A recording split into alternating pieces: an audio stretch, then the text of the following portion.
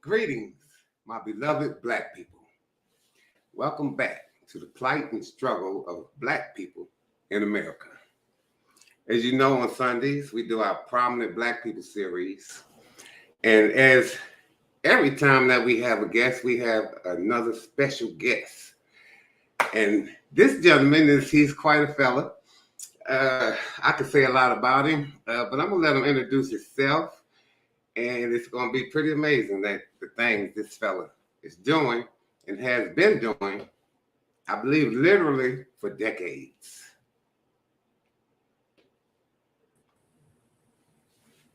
Hey, Mr. Everett, how you doing? I mean, it's just a blessing, brother, to see you smile. I know I'm always going to see your smile because you're just a smiling brother. That's real talk. I love to smile. Yes, sir. I love to laugh, too. We're both in the same boat with that. Absolutely. So tell us about yourself. Introduce yourself to the crowd. People know you. People don't know you. Where you from? Where you born and raised? What you do? Okay. My name is Kenneth Everett. Born in Dallas, really, but it's like Richardson because I graduated from Richardson High School. I got caught up in segregation and then integration. I went to Hamilton Park High School from 1st to the 8th grade. So I got my foundation that was needed for me to know that I'm Black, even though I'm a little light skinned and I kind of understood that I was Black. You know, they made sure that. So this Hamilton Park area, for people that's not from around here, is that like so-called Black North Dallas, or was that called that back in the day? Matter of fact, it was the first Black North Dallas. Okay, okay. But I didn't grow up in Hamilton. It was called Hamilton Park. I didn't grow up in Hamilton Park. I grew up across Central Expressway, so they call us the country people because we had pigs and chickens and all that. Because like I'm 60, right, I'm 65, getting ready to be 66. So I was in that era where we dealt with a lot of racism and it was kind of tough, especially going to all Black school and getting ready to be the top of the line, and all of a sudden in the 9th grade you get busted. And what they did was they sent us in 4 different directions. Right. Instead of us all going to the same junior high, 4 different directions. So to make a long story short with that, when I graduated from Richardson, because I went to Northwood, but I graduated from Richardson, over 900 seniors, and it was only about 10 Black guys and about 12 Black girls in my graduating class. And from Richardson High School, I ended up getting an associate degree from Richland College in math. Matter of fact, I didn't even know that I was going to be a math major. Okay, but what happened is that I was pretty good in the 3rd grade at all Black schools, so they always encouraging you, and that was a plus to be encouraged. Just you can be this, you can do this. When I got to Northwood, all that encouragement was gone. You had to struggle because I went to Northwood. Well, when integration came, they took the Blacks that were really pretty good in math, so they assigned us to algebra. So I went in with some more brothers, about two more brothers and a sister in the algebra class, and so what happened is that they also had fundamental math. Mm-hmm. So believe it or not, most of the smart Blacks ended up going to fundamental math because they found out it was so easy that they wouldn't have any problem getting a good grade. Okay. I stayed there. I stayed in algebra, ended up taking geometry, and believe it or not, I stopped taking math in the 10th grade because there was no direction. I didn't have a counselor say, you need to continue to take math. And the sad part about it is that I ended up my senior year, Rice University had been looking at me for a scholarship in basketball. But I found a letter that stated that I didn't take high enough math classes. That's and terrible. So for me, that was a real setback for me. But the thing was, it didn't stop my determination to continue to move forward. Right. And so I went over to Richland, and believe it or not, Helen Bourgeois, I'll never forget her. She was my calculus teacher, and she said, you're real good in math. You thinking about majoring in math? I said, no, ma'am, I'm really don't. I'm psychology. So what she said was, she said, you need to continue to take math and see if you like it. And and then go from there. So my junior year, I went to Southwest Texas in San Marcos. Believe it or not, got caught up there. I thought I was on a basketball scholarship, right? Mm-hmm. BEOG, Basic Equal Opportunity Grant. So what happened That's what I was, had. Yeah. the coach had all of these blacks to come to his college, and all of us was thinking that we was on scholarship. But we were only, he was just, it was like, I'm gonna pick who I want, but I'm gonna bring all of them in, and then I'm gonna just choose. And it was really sad. Go ahead, Mr. Did he, would you think, looking back, did he deceive you, or he just didn't tell you everything? Well, it was kind of both of them together. And that's the reason why I say that is that he didn't tell us that we weren't on scholarship, but he told us kind of in a way that we was on scholarship because we wouldn't have to pay nothing. Okay, because I was going to say, what made y'all think y'all were on scholarship? And I guess that was it, not having to pay. Yeah, because the BEOG, because we didn't really know anything about the BEOG, Basic Equal Opportunity Grant. So we're like, I got a scholarship. Now, that's what I used when I got into a trade school in Lancaster, Pennsylvania, actually. Yeah. I was denied the first time. Then I had to go through some things. What's interesting, I was denied that grant, and they said because I wasn't registered to vote, but I wasn't but 17. I couldn't even be registered to vote. So, hey, that's just one of life stories because John H. Johnson wrote a book called Succeeding Against the Odds. That's the guy that founded Ebony and Jet magazine. And me and Dr. Candace Lucas Bledsoe was speaking that when black people succeed in this country, it's definitely against the odds. I'm gonna piggyback on what you said and just kind of move forward because when I graduated from East Texas State, because I transferred, because I'm like, forget it, I'm just gonna focus on what I need to do, and that's get out of school on time. So I transferred to East Texas State in commerce, graduated in 1978. So when I graduated, believe it or not, Mr. Gray, there were only 2 blacks with a math degree that graduated back in 78 from East Texas State. How many blacks? Oh God, man, this probably was about 4,000 at the school. And only 2 blacks with math? That was it. Wow. Yeah. So I tell people it's so funny. It's not funny, but it's true.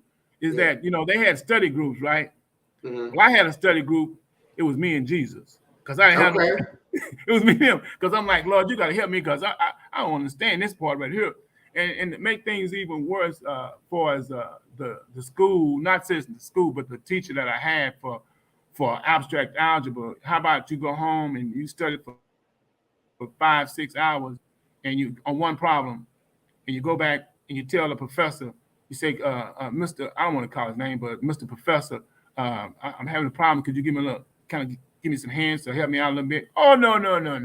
So he went, no. Go back home.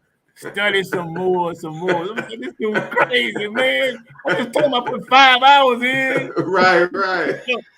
But ended up graduating from East Texas State, 78. I didn't go, and I got to end up getting a teacher certificate, lifetime, math and psychology. And so when I got out, my dad already had a company, and so I started working with my dad for some years and owned a paint and body shop in the meantime. But my wife that I have now, which has been married now for 40 years, dated for 3 years. You said that you have now. Have you had a different wife? No, I haven't. It's the same one. Hey, you said that I have now, and I just wondered. I have to be careful with words when I'm talking to Mr. Gray, because he's showing. I'm listening close. But the thing that was really a plus for me was the fact that I didn't know that I was going to go into teaching. I got a teacher certificate, but when after being married and my wife got pregnant and my daughter came into the world, I have 2 daughters right now. I wanted to be the best father. Well, you know my daughter, Mr. Gray. Absolutely. I wanted to be the best. I wanted to be the best father that I could possibly be, and I knew that was going to mean that I was going to spend some quality time, because I was going to be the first black male in her life, and I wanted her to I wanted her to think positive of a black man, and so believe it or not, I was coaching. I was coaching at W.H. Alvin High School. I was coaching football, and I was doing basketball. And my wife called me and said that I needed to pick my daughter up. and from piano practice or whatever it was. And so I went and told the coach. So I'm saying, Coach, I got to go pick my daughter up. So I'm usually a smiling type of person. And so he had got an attitude. Right. So now I'm getting an attitude. He had never seen me. As I said, I'm like, hey, Coach, you got a problem with that? Oh, no. I said, hey, Coach, let me tell you something right now. If my wife called me every day to go pick my daughter up, I'm going to pick her up. Oh, ain't no problem. So then the next year, man, I said, it's not right. I said, so I went to the coach and said, Coach, I don't think it's fair for me to, leave whenever my wife calls. I will. I just told him I will. I said, so this is my last year coaching. So I got her to coaching and made sure that I was able to be the best father. And so my daughters and my daughter, she would always take a different place. That's where you met her when she was sharing some of my Black poetry. And then from there, after I started with her, taking her around, I decided to go into teaching because that was going to give me the chance to spend that quality time with my daughter, going out, doing the things. And so I graduated, like I said, I graduated from Richardson. I did my student teaching in Richardson. I could have taught in Richardson, but I wanted to make an impact on young African-American males and also females, because when I go in there I tell them, I say, hey, I don't drink, I don't smoke, I don't curse, I don't do this. They couldn't believe it, Right. But one thing that I found out, Mr. Gray, is that if you live your life in front of young people in a certain way, you make believers out of them. So the time that I was at W.H. Johnson High School for 11 years before I transferred to James, before they had me to go to James Madison High School. And one of the South Dallas? Yes, sir. South Dallas? Yeah. I loved being at Madison. It was a blessing because one of the things that I found out, Mr. Gray, is that you have to get a chance to know a child. You have to kind of what I mean by that is that I didn't go in the very first. Well, let me share this first because I got to tell people this, right? Because when I went into James Madison High School, I went in like the middle of the semester, right? Right. And so I go in and it's kind of funny, man, because I go in and the kids don't really know me, and all of a sudden kids coming in late. They don't went across the street to Williams Chicken. They're coming in with they're coming in the classroom with some chicken and stuff, and the other kids asked them begging for the chicken and got the red soda, and I'm like, oh man, this ain't gonna work. I'm gonna say, man, I say, hey, y'all can't be no chicken in here. I say, can't be no chicken in here, man. Right.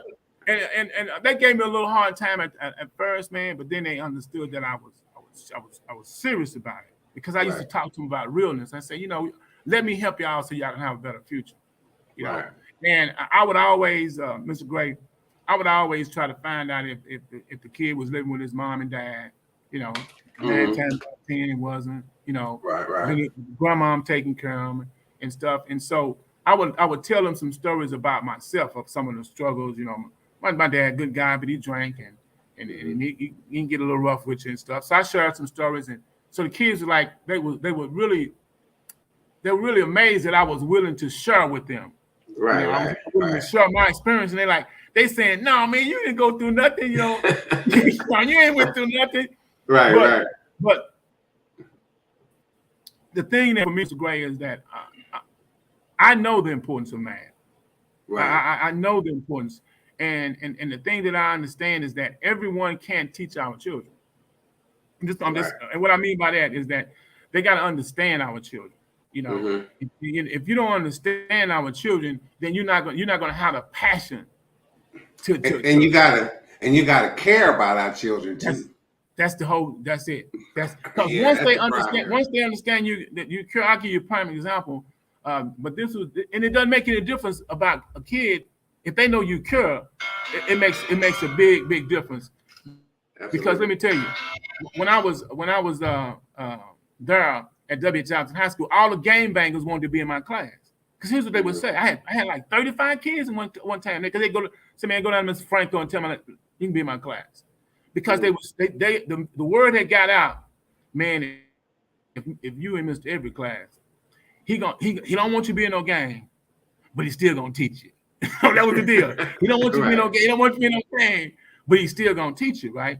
So I had all these game bangers come in my class, and so one kid that he kind of liked me, right? Mr. E's cool. So he decided to run down the hall and pass me and grab my necktie. Just yank me, right? Oh my goodness. So one of the yeah, it's crazy, man. And I kind of got a little swole. You know, my head get big when I just. Well, I'm not gonna speak to that.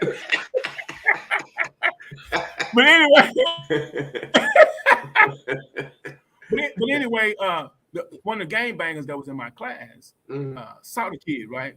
Right. She's like, Mr. E, don't worry about him. We got so the guy that did it wasn't a gangbanger then. No, he wasn't a gangbanger. He's kind of nerdy guy, you know. Right. That's why he's playing so much. Yeah. He got me next time, man, in the gangbanger song. He said, "No, Mr. E, you can't do you like that, man." He said, "Man, we got him." I had to beg those kids. No, he didn't understand, man. No, leave him alone. Nah, Mr. E, you are a teacher. You know, you are a teacher, man. You are a teacher. He can't do you like that. I said, man, he was just playing, man. Nah, Mr. So finally I coached him down and stuff. But the thing is that they understood that I cared, man. And where I'm at now, I'm moving up for, I'm a talker, Mr. Gray. So I'm trying to get to where I'm at right now. Ooh, wait, yes. So where I'm at now is I've always understood the importance of math, and because I made sure that my daughters took math and took as much math as they could take, and the reason why is because I got cheated. You know what I'm saying? When I shared with you, I stopped taking math in the 10th grade, and nobody guided you properly, right? Then they got it, right? So that's terrible. Now check this out. But one of the things I did, whatever I did, I always tried to give my very best. So I go to homemaking. I make a jacket. My first year, I make a jacket. The lady trying to get me to be a tailor, right? You can be this. They had a picture of me in the Richardson Daily with my little jacket. Matter of fact, I still got the jacket up in the closet. I'm not surprised. I still got the jacket, right? Now check this out. So, and I also took woodshop. I was good in woodshop. I got a little dresser deal, a little cabinet like deal. I still got it, right? I'm sure. And I was making a china cabinet. My senior year, I was gonna make a china cabinet, man, out of cherry wood, right? Oh, that was a big project. Yes, but for my daughters, I said I don't want y'all never to stop taking math because I don't want y'all to be cheated. So my oldest daughter, when she left Richardson, she couldn't take any more math.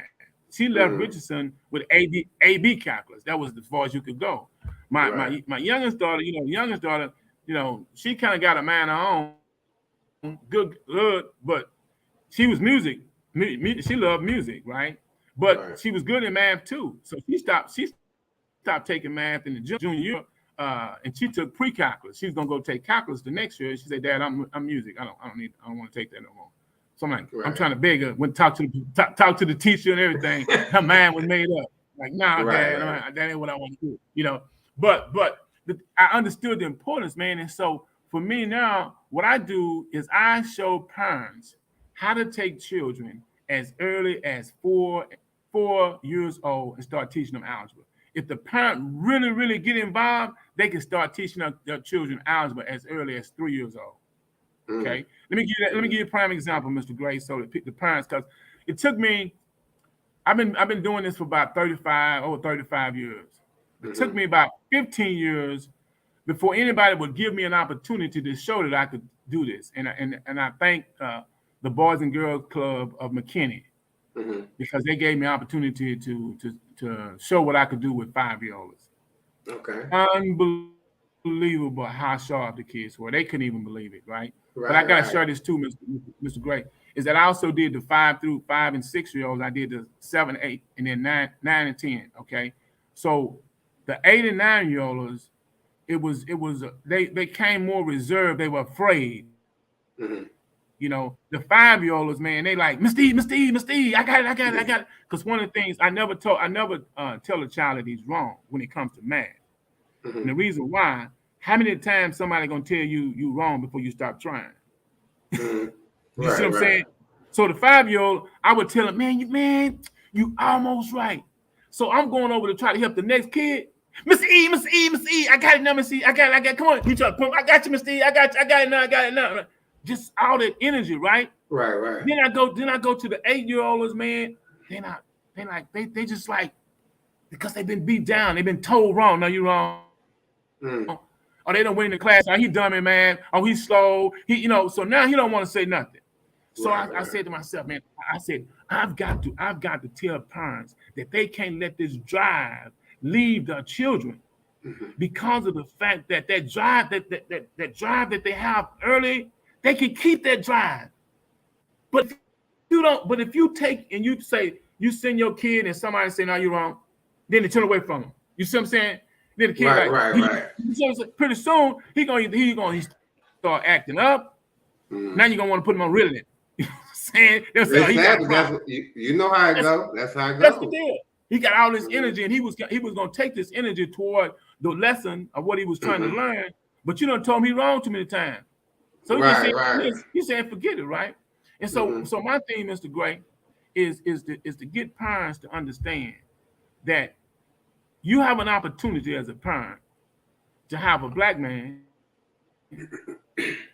that's been teaching them over 35 years. Check this out. I taught in a predominantly Hispanic school, 11 years, predominantly black, about 7, 8, 9 years old. I taught at Texan Can as a math specialist, flying out every morning, Monday, Wednesday, and Friday. Monday, Wednesday, Thursday. I'm flying to San Antonio, leave out 6:30, come back about 5 o'clock. I'm back home. San Antonio, Austin, and Houston, both of the Texan Can schools in Houston, doing our. And the thing I found out, Mr. It was the same problem everywhere. The kids just didn't have a solid foundation. And what I try to tell people is that math is a connection. You don't learn how to count and stop and don't never use it no more. So everything is a building process. So what happens with algebra? There's a disconnection, and if there's no connection, if I'm trying to play a radio or something, and it's not plugged in the wall, and I'm thinking it's gonna play, I can just sit there all day long. So there's got to be the connection. And so what I do is I try to make sure that I connect the kids. That's why when I start introducing algebra, I start with a point. How old you have to be to see a blue point? It's just a point, right? But the thing that I do more than anything, Mr. Gray, is that I understand that if I show you, let me back up, because I'm trying to convince some people what I'm saying. This is what I tell people. If you take a clean plate, and you put some mashed potatoes on it, and you put corn on it, and then you put a steak on it. Well, the kid can eat the corn by himself. He can eat the mashed potatoes, but the steak is the algebra. Let me feed algebra to your child. Let me chop it up into little. That's why I tell people I can teach any child. I don't care any adult that have never had math, didn't take algebra, failed algebra, hated algebra. I can help them because I take the algebra, which is the steak. I chop it up into little bitty pieces, and then I feed you a little bit at a time. Now I'm not gonna feed you that little bit and then just start stuffing all these little bitty pieces in your mouth. You're gonna take that little bitty piece, you're gonna chew it up, and you're gonna swallow it. So what I mean you're gonna swallow it, I'm gonna take it to long-term memory in your mind. See, that's what I do. I take the algebra to long-term memory because we're so good right now that everything's short-term memory. The kids ain't remembering it's short-term. Moving on, so the school got it short-term. We're gonna go over this. They got the curriculum. We got to get through. We behind. Let's get this done. This whole society, So nothing goes long-term memory. So, and then here's the other thing, Mr. Gray, is that on my deal, let me just throw this out right now. If you want to go check it out while we're talking, my website is nopencilnopaper.com. Guess what? My slogan is, we write it on your brain before you write it on your paper. So I just wrote that on your brain. No pencil, no paper.com. I know that's right. No, Mr. Gray. So, see, I love talking to Mr. Gray because he knows I love because I listen. You love a good ear. But see what I get a chance with you, Mr. Gray. I get a chance to educate your listening audience. See, Right, I'm right. about. See, I tell people I build animated videos, but I don't use I don't use any cartoons. Because I'm not trying to entertain your child. I want to educate your child. There's too much entertainment going on right now. Right. We educate. You got to educate, right? Mm-hmm. So none of my lessons are over 5 minutes long. They're all 2 or 3 minutes. But the process that I build it, I might have 8 hours. I may have 10 hours. I might have 2 days. I might spend 8 to 10 to 12 hours on a lesson that's only 2 minutes long. No, they say, how is that? Why is that? Well, let me tell you why. I'm glad you asked. Okay? Right. The reason why is that when I taught and I had to do my lesson plans, I thought about the slowest kid in the class. Right. Because the slowest kid, everybody in the classroom know he's slow. They had him the year before. You know what I'm saying? So they know he's slow. He know he's slow. So he's not going to embarrass himself. So he's not going to ask any questions. He's just going to sit there and get further and further behind. Now, he's going to become a problem for you because most teachers are going to put that same kid on the spot. Now you're finna embarrass him in front of his classmates. You might get cursed out. I'm just telling you because you put him on the spot. So what I would always do is that when I would build my lesson plan, I'm going home and I'm like, man, I know I gotta add this in my instructions so that I can answer his question. The slow kid comes saying, "I mean, Johnny's slow, man. He ain't gonna get this. I gotta incorporate this in my instructions." So you know what I'm saying? Now all of a sudden he in the math class, he ain't never understood math, right? He come to my class, he's like, dang man, I understand it. So guess what? Like again, my deal is math and psychology. Okay. So I'm thinking about the mind, right? So now once he finds out, oh man, I understood what he said. Now he gonna want to pay attention a little bit more. Cause all the other time he ain't been understanding. Right. So now this is how you really thank you for this opportunity, Mr. Gray. It's not your last. You'll be back. because see, one of the things that I like, you have to, it's always about positive reinforcement. When kids struggle, you got to give them something positive and reinforce it. Right. So guess what? Because I have to play sports, I got peripheral vision, right? So I'm looking on the side and I'm looking at Johnny. I'm looking at his posture. Right. He's set up a little bit like, dang man. So he's like he's leaning forward. That means he's starting to understand, right? So now all of a sudden I done picked up on that. So the next thing I do, I might ask, hey, Johnny, man, did you understand everything I went through? Yeah, out there. You see what I'm saying? Nobody may have never asked him, right, if he understood anything, and knowing that he understood it. See, I knew he understood it, so now I'm gonna reinforce it. So guess what the kids in the classroom saying? Man, he ain't never understood nothing. You said, but now you understand it, right? So you set him up for success. That's what you're doing. Yeah. That's what I'm doing. Hold on. Yeah. And that's see, and see, if we start early, man, we can, you know what, man. Earlier the better. That's what I'm trying to get the parents, man. If they go to my website and if they just get their kids started, here's the other thing, Mr. Gray, that they gotta understand. I'm looking at the parents. See, they're trying to get parent involvement. How you gonna get your parent involved with algebra when they hated algebra? You see what I'm saying? We need more parent involvement with our kids when we send homework for them to do. Now the parent they never liked algebra. Now you tell me what parent want to be embarrassed with their kid? They trying to teach their kid. You know what I'm saying? Because I'm thinking about this, right? They trying to embarrass. Well, Mama, can you help me with it? Boy, you know I didn't like math. So guess what? She just gonna reinforce. He just done reinforcing the kid, but Mama ain't understand it. Daddy ain't around. My brother, he failed it too. Man, I don't like math. Right. So So what my deal is the parent don't have to worry about explain when they on my website, when they go to my deal and they decide to get my course of introduction to algebra, I'm gonna be explaining. They gonna see, but here's the deal, Mr. Gray. You don't need to see me. Like what I'm saying right now, the people don't need to see what I'm saying. Right. I mean, they don't need to see me. I hear what you're saying. Right. They need to hear it, right? So guess what? On my course for kids, I'm not even on the picture. See, I might be on the picture and they say, "Damn, that dude head big." Now that's a distraction. You said it.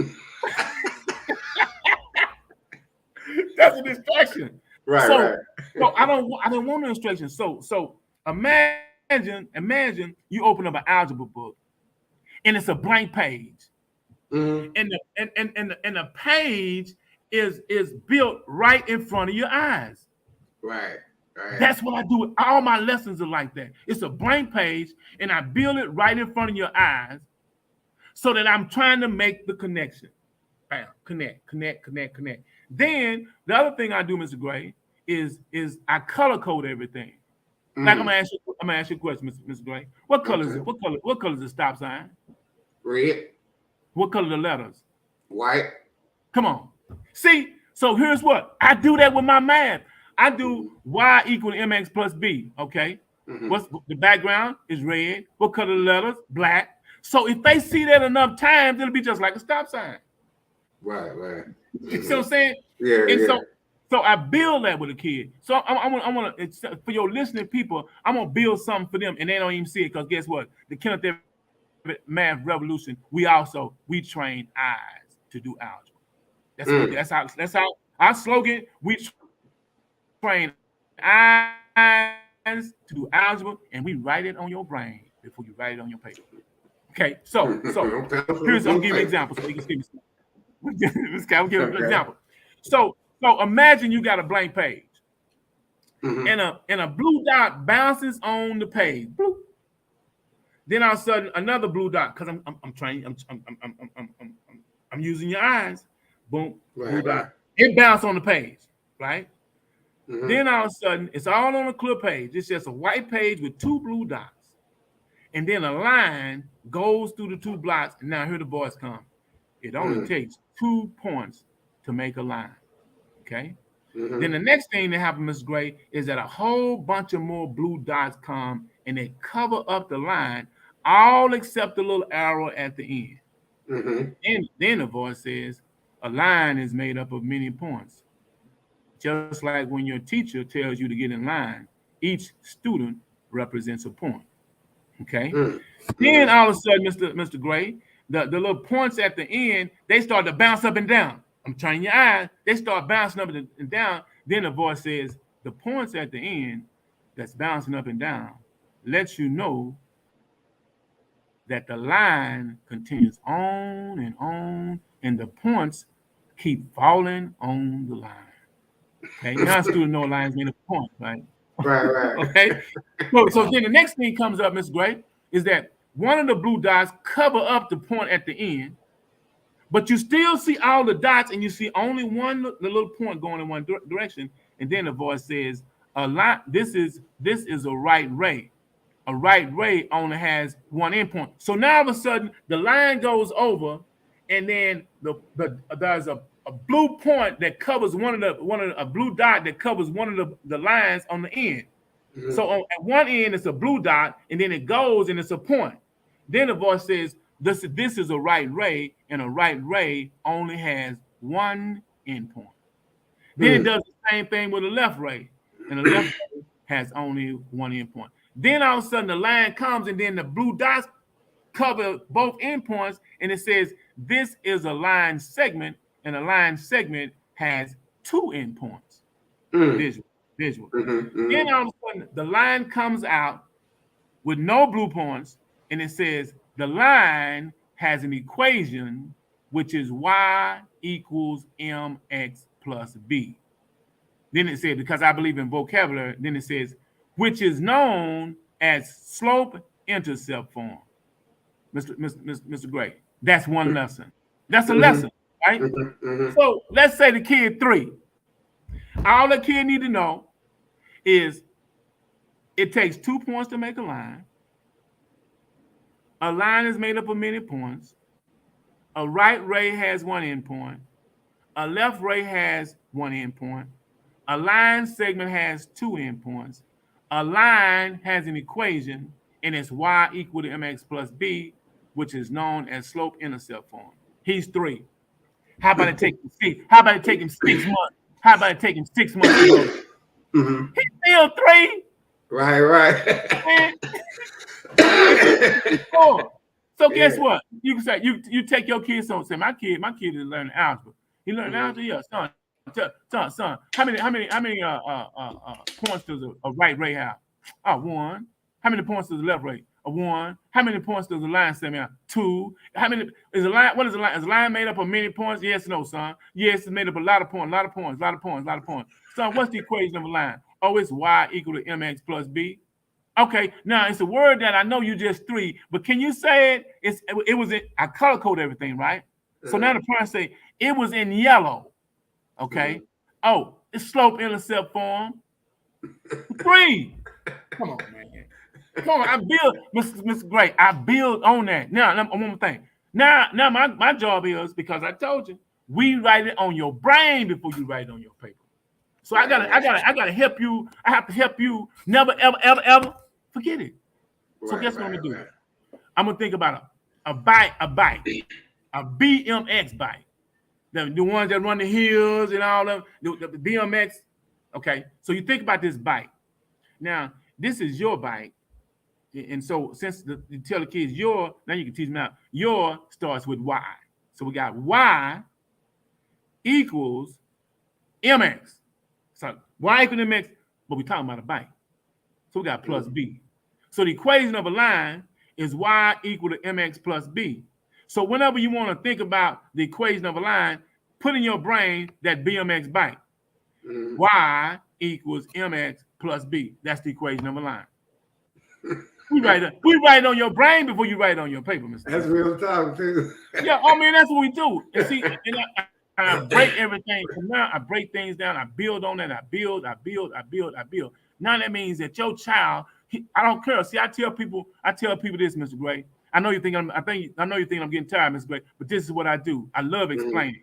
Okay. Right. I tell parents this: your child is not guaranteed to get an experienced algebra teacher. Your child could get a first-year algebra teacher. Your child could get an algebra teacher that says, I've been teaching too long and I'm ready to get away from these kids and I ain't putting forth 100%. You're not guaranteed. But here it is, you, a parent, would have an opportunity for their child to learn from somebody that's been teaching algebra for over 35 years. Not only that, go ahead, Miss. I saw you wanted to move. Right. Okay, now when you say your child could be learning, are you saying that a parent can go to your site, nopencilnopaper.com, and teach their child through just going to your site, or is it something? They purchase my course, Introduction to Algebra. They purchased that course, and it's got these lessons. See, with these lessons, they learn at the same time. Matter of fact, take this out, Ms. Gray. One of the things that I wanted to do, okay, because a lot of parents, they really want to help their kids, man. They really do. They want to, man. But it's hard for them when they know themselves, they struggle with math. Well, they can't teach something they don't know. That's Thank you, Mr. Gray. Mr. Gray. So guess what? They don't have leave that up to me. Let me do it. Because when they go to my site, my voice, they hear my voice. I'm explaining. The parent will learn. Anybody in the household could learn it. I got a lady right now that went through it. She was like 70 years old, and she was like, I can't believe how easy it is for me to understand it. Because I'm giving them visuals. I'm making it where they can make sense. So when you say you're giving them, you're talking about through your package, because you don't necessarily deal with them yourself, do you? No, I don't have to. You know what? Let me tell you why, Ms. Gray. Let me tell you why, Ms. Gray, because people always say, well, man, what if I need some help and I'm struggling? Okay. Here's how I answer that. For over 35 years, I've been teaching algebra. Okay. I've seen where children get lost. I understand the questions, and now I've got to. I taught juvenile. I did Matlock and Youth Village. I went there helping those kids, right? Okay.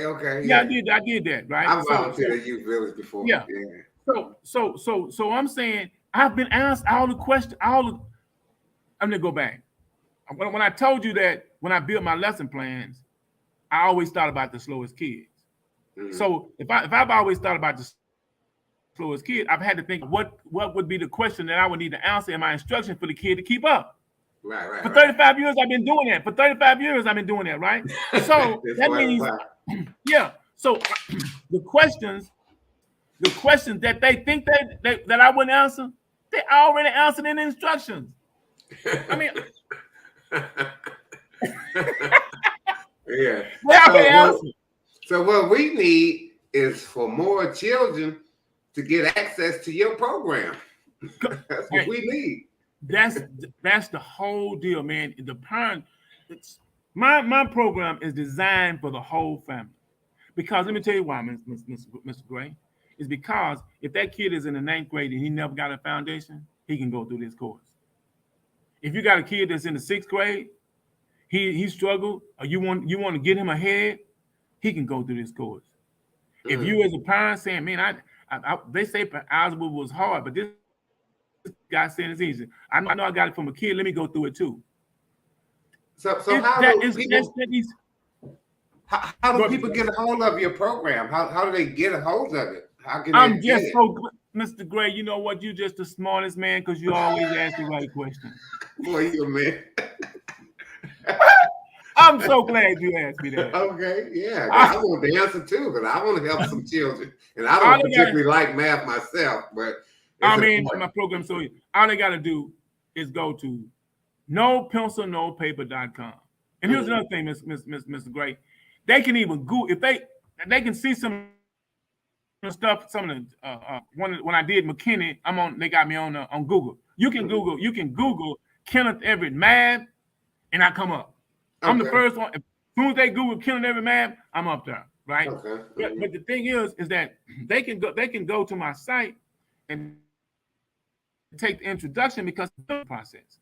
And my course is not that expensive because it's $69.95, okay, for that introduction to algebra. The deal is on that everybody in their family can go through it. Anybody that they want in their family that's struggling, in that household, they can go through it. The mama can learn, so the mama can be able to help the child because I'm a builder. Right.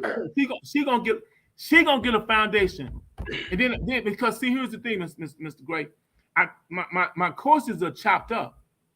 You know, and what I mean by that is that first of all, I gotta give the people the foundation because just think, if I'm building a house and I don't have no foundation, come on, I don't care how good it look. If you ain't got no foundation, pretty soon you're gonna be saying, "Oh man, they didn't do a good job. My walls are deal. I need to have my foundation lift. I need to have this done. The walls coming up." No, that's why in this country it's crumbling because of the fact that the solid foundation was not built.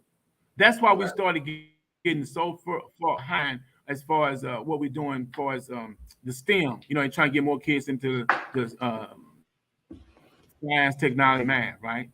Mm-hmm. Let me just say this: if your child is struggling in algebra, you think he's gonna take chemistry?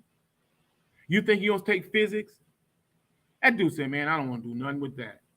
So my thing is, we gotta empower the kids to get them to thinking, I can be and I can do and I can accomplish anything because I'm good. And they ain't gotta be a scientist, but you're gonna use math. I don't care what you're doing. I'm gonna give you a prime example. Had a kid when I was teaching over at W.H. Allen's High School, real smart, but he said, "Mr. E, I can't go to college. I gotta help take care of my mom and my daddy." He said, "So I gotta give him a job." So he got him a job in a warehouse. Mm-hmm. 6 months later, he's running the warehouse. He got guys 45, 50 years old. He telling him what to do. Right. Because he was good in math, man. Right. He was putting stuff together. They was saying himself, "Well, shoot, we're gonna have to make him. They're gonna have to move him up. Moving him up. So my thing is that I'm not trying to get everybody to be a scientist or this. I'm saying get you some math, get you some algebra. It's a building block. They say algebra is the gatekeeper for a STEM career. It's like, oh, you want to be a scientist? Do you got your algebra pass? Did you? Oh no, I don't like algebra. Oh, okay. And then here's another thing, Mr. Gray. A lot of these jobs computers are gonna take away a lot of people's jobs. It's gonna take them away, man, because they're gonna get robots to do so many things, man. And the little things, look at Walmart right now. You used to have a bunch of cashiers and cashiers. Now, all you gotta do is find a green light. They got 30 of them up. You know what I'm saying? They got 30 green lights. You think they gotta pay? You think once those are paid for, they never have to pay for it again. But if they got somebody employed working there, they paying them. They got to do health insurance. You think the machines got health insurance? No, man, come on. They replacing people getting replaced every day.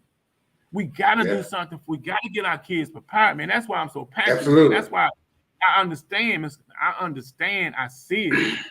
And we need to let them know the various options, because college is great, but then everybody's not only not college materials, not everybody's even interested in college. You're exactly right, Mr. Plight. And then fourthly, for me, because I thought I wanted to be a social worker, but a seventh grade teacher, science teacher, told the class actually, that you can go to college for 4 years and still not get a job in your field.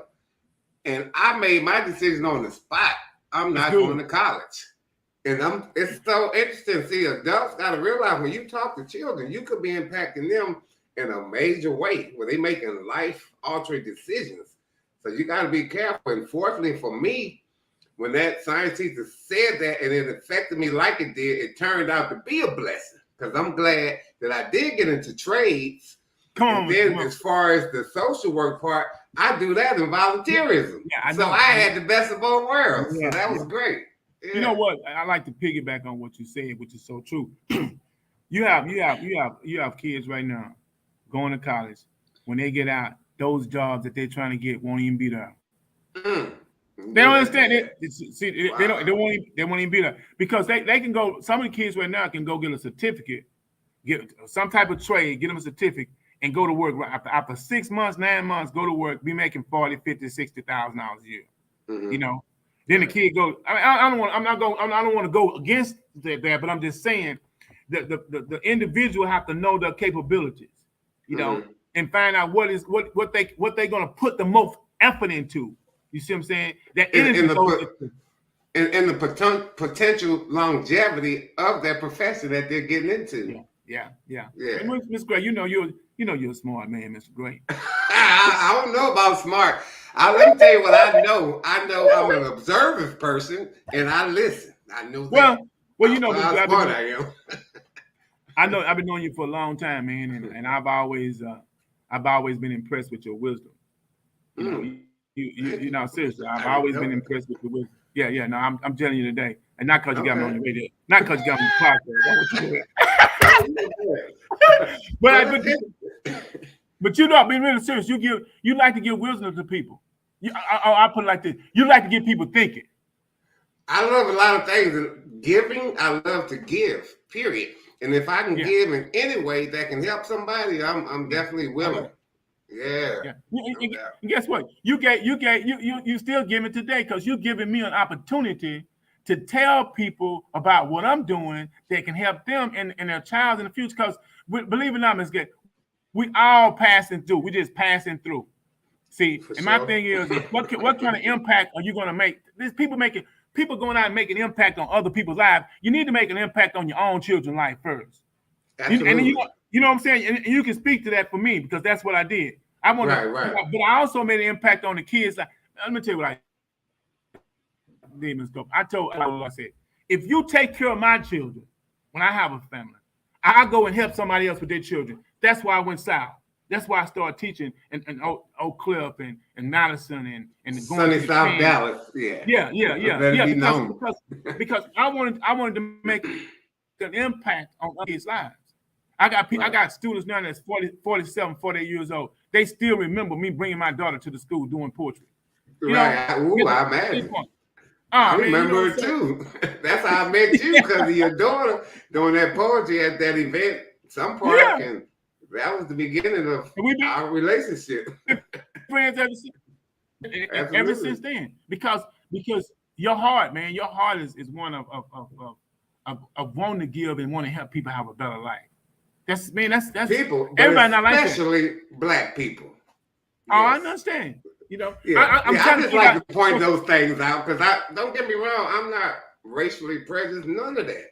But I understand what's necessary for our people, and our people get the rawest deal out of any people. Oh, I agree with you. Yeah, here I am, black. That's my mission. It's my responsibility to do anything I can to try to help black people in any way that I can think of. That's one of my purpose. That's my primary purpose, and that should be all black people's purpose, I believe. Yeah, you know what? I think that's one of the reasons why we are connected. You know, because I think I'm the lightest skinned brother that you have made a friend. Because you know.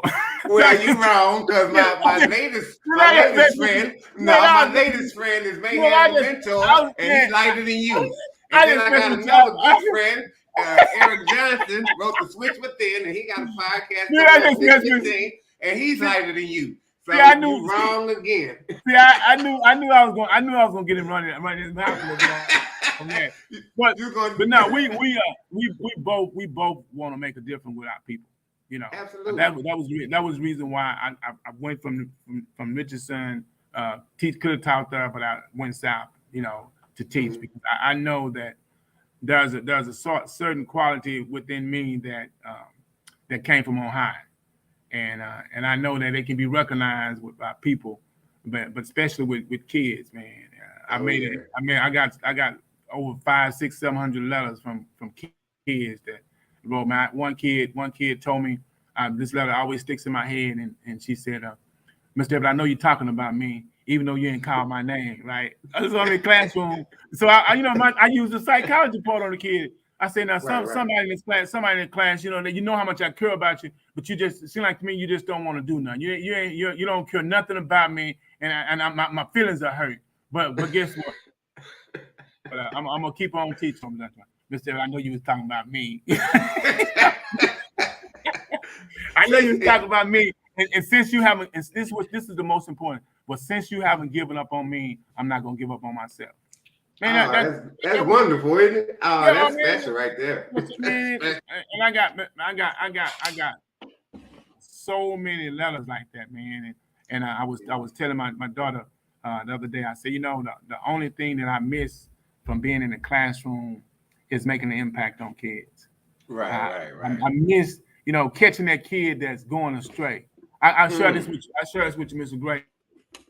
I was see we can help kids all around. But we can't be afraid. See, fear will keep you from helping somebody.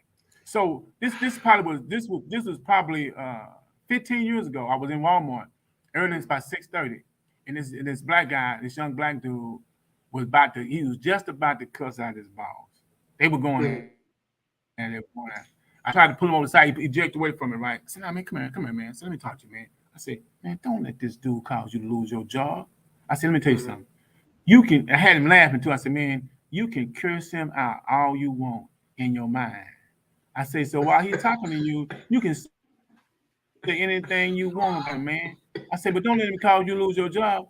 Guess what? The dude is still working out. Every time he see me, we identify and without even saying a word. Now he got a kid, he's got a house and stuff, man. And just because I took out of my time to tell him, man, I could have easily said, "Man, look at another black kid.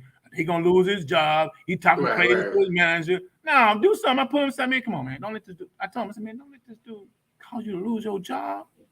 You can. Because that's what they try to do sometimes. Sadly. Check this out. I understand. You gotta understand. I went to Richardson from the 9th grade to 12th grade. When I was in the 9th grade, I played basketball, and I always been outspoken. So this is our first year integration, and I'm like, man, this ain't right. The dude's playing, and they messing up, and you ain't giving us a chance to play. So at halftime, At halftime, man, I got my hand on the shot. Still remember we was playing Richardson North. They got green uniforms on, man. I'm in the shower curtain. I said, Coach, and you ain't doing this right, Coach.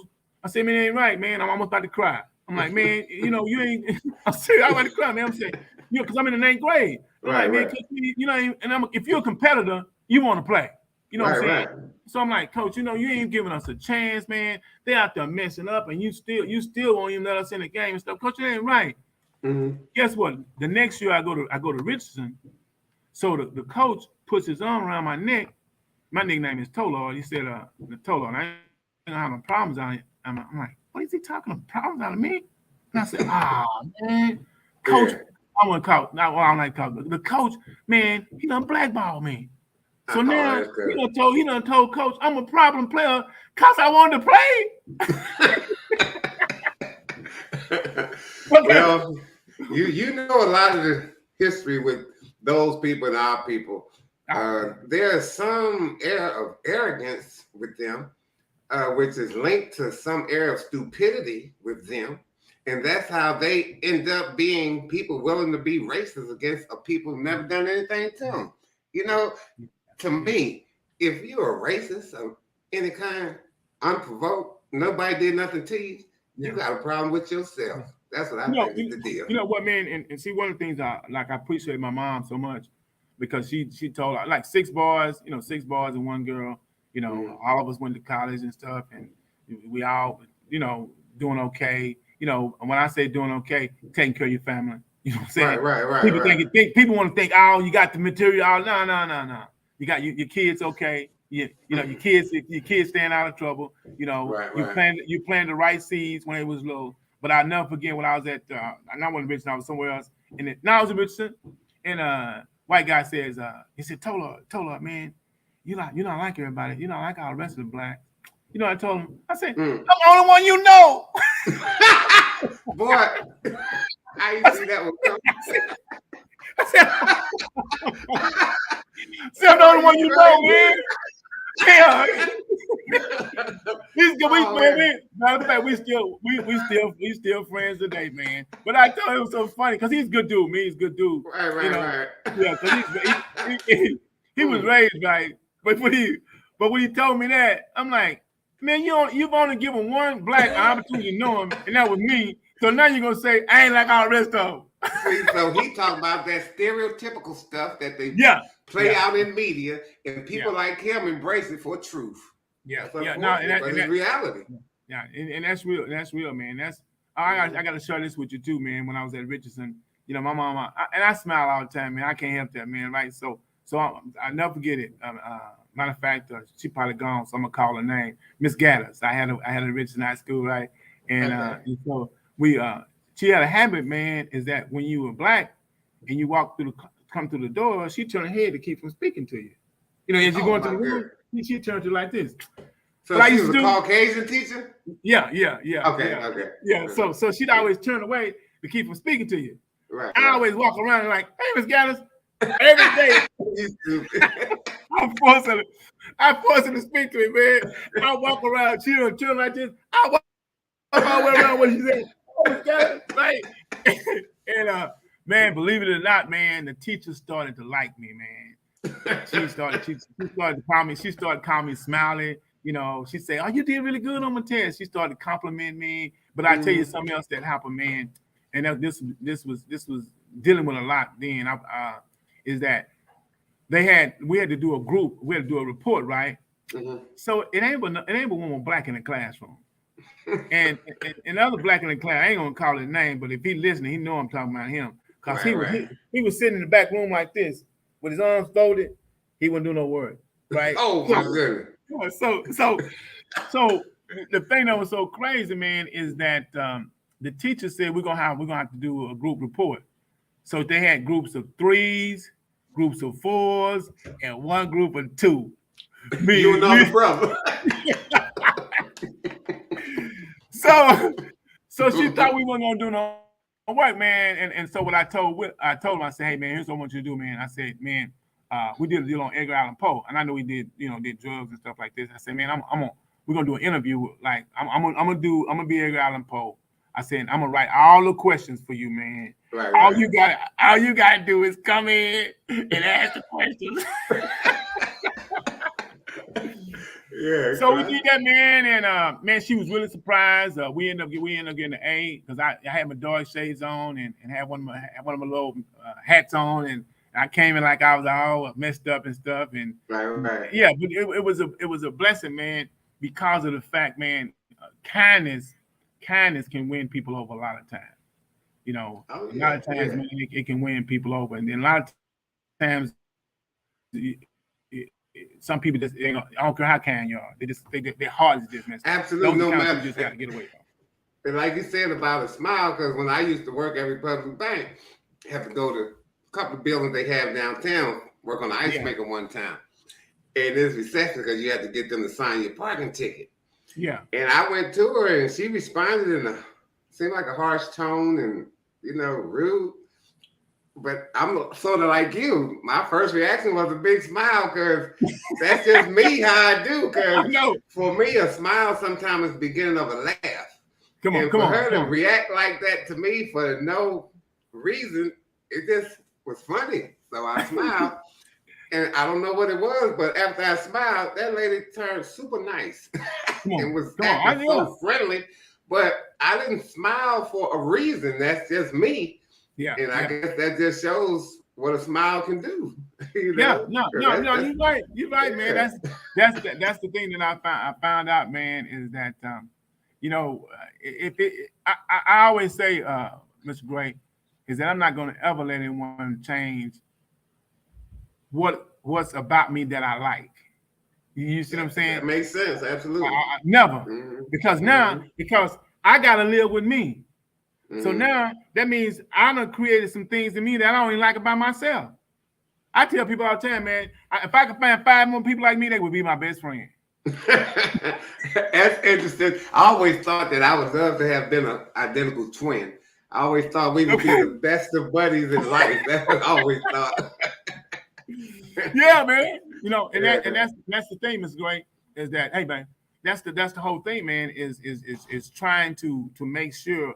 For me, is that when I'm helping kids that they see the positiveness, and when they go to my website and they sign on, man, it'll be that friendly voice. But the thing that they'll understand more than anything is that they might be thinking about some question that they want to ask, and I'll explain it in the next little phase of talking. Before they even ask it. That's got to be a child student dream, right?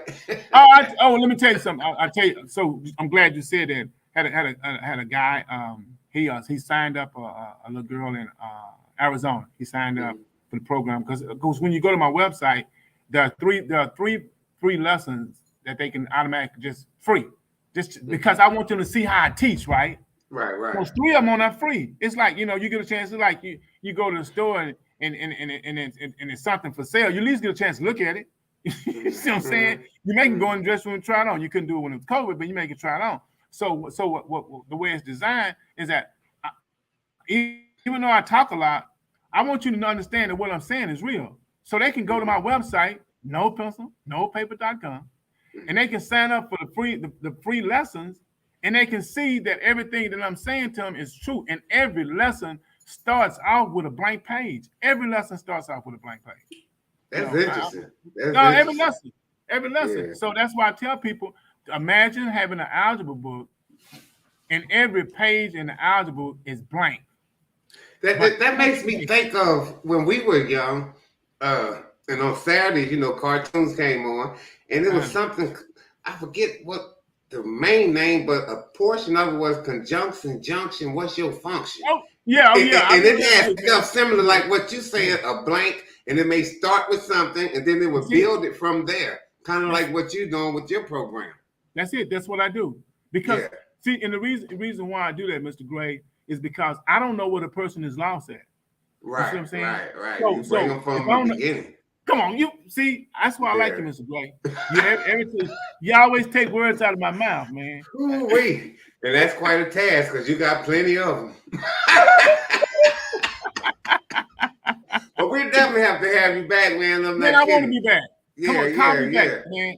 I love to, man. And like I said, man, for your listening audience, man, they gotta go to nopencilnopaper.com and just sign up and at least get the free lessons, right? Yeah, get the free ones for sure. Yeah, that's what it's talking. And then they can see what we can do. And then what the potential is. I just want to, Mr. Gray, I want to thank you, man, for taking out the time to have me on your show, man, because I know you real. As long as I've been knowing you, my daughter is 35 now, and you met her when she was about 6. And you still real. It's been a minute. Wow, I didn't know it that long, but she was a small child though when I met you. That's for sure. Yeah. 37. Oh, 36, 35. 35. Ooh, that's a lot of years. You're right. Yeah, man. She's still. Every time I call your name, man, my whole family light up. It is. And you know, I ran into your wife at that one school in Pleasant Grove where I volunteered. And your wife happened to be working there, so that was real cool. She working with the 5th graders and stuff, and it's a job. It's tough. It's tough. Oh, I can imagine. But matter of fact, I'm going to be involved with the Henry Wade Juvenile Justice Center. Tuesday, I'll be getting volunteer training. Yeah, so I'm looking forward to that. Awesome. And I'm hoping they let me do what I do, because what I like to do is motivational speaking with children. Yeah. So I had 2 blocks that look like that's what it's about. But, you know, sometimes when you volunteer in a situation, they utilize you where they need you at, maybe not where you want to be at. So I'll have to see what that turns into. But I need to put some information in these children's mind so that they can get out of that path of that criminal life. You see, because they're in trouble now, but they still have a second chance pretty much since they're juveniles. So they need somebody to talk to them now before they make it to that adult status so that they can change their mindset and their ways. Yes, I'm really excited. I'm sorry. No, I was going to say, man, that's good. Man, you know how I close, Mr. Gray. You don't mind if I send up a prayer for you, do you? No, I'm not atheist.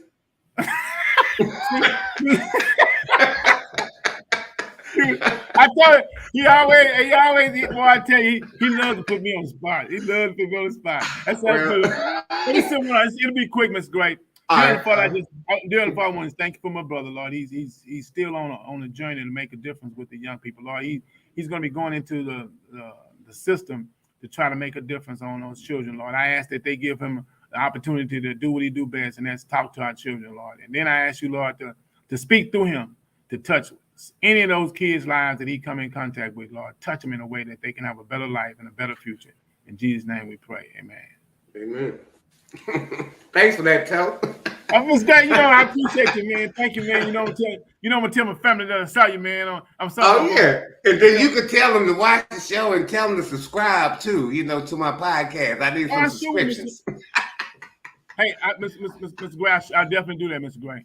Absolutely. But yeah, thank you though for willing to come and share all of your knowledge and your ambitions and your reasons for doing what you do, and you're a blessing to many of us. Thanks. I appreciate you. I appreciate I'm gonna stay on the course, man. I can't get off. It's about making a difference. Oh yeah, and see, that's what men do. That's what men do. Yeah, absolutely, brother.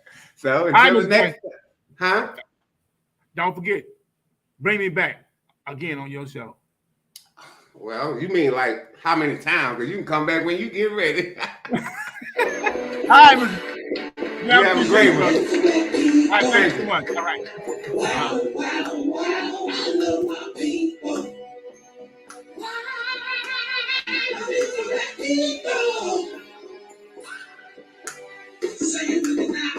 I love my people.